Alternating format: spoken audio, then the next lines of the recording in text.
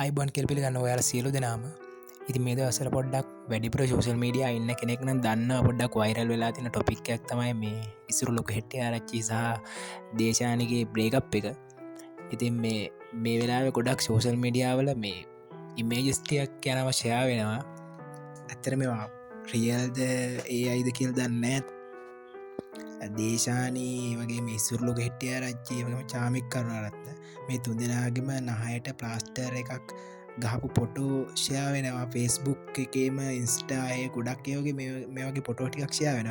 ඇතර මෙවා ඒ අයි තාක්ෂණයෙන් හද පයවද ඇත්තරම වෙච්ච සීන්න එකක්ද කියලා හරිටම දන්නෑ. හැබැයි දේශානි තමන්ගේ ඉන්ස්ටගෑම් පිටුවේ දාලා තිබ්බා මේ වගේ පොටෝ එකක් මොක් හරි ප්‍රශ්නයක් වෙලා එමනැත්තං රණ්ඩුවක් වෙලා හරි මොක්කරි සිදුවීමක් වෙලා තියෙන බව පේනවා.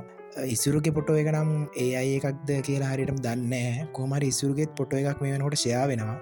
චාමික් කරුණා රත්නගේ එක නම් මංහිතන්නේ ගොඩක් වෙලාවට ඒ අයි වලින් හදපු එකක් තමයි. ඇතර මේ වෙලා පාවිච්චි කල්ල චාමික කරුණාරත්න වගේ ක්‍රීඩකෙට මඩගහන් හදනවන යම් කිසි කෙනෙ ඇතරම එකත් වැරදි වැඩක්.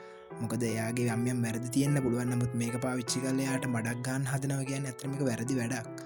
ඒවගේ වැඩ කරන්න හොඳ නෑ මේ වෙලාවේ.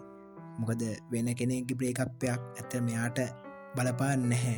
මේ ඇත්තරම යාට මඩ ගැහීමට කරන බොරු ප්‍රචාරයක් වෙන්නත් පුළුව. එනම් හැම චැනල එක සබස්ක්‍රයිබ් කල සෙට්වෙන්න ඉසරට මේ වගේ වීඩියස් දානවා එනම් ගුඩ්ලක් ඔයාල්ට.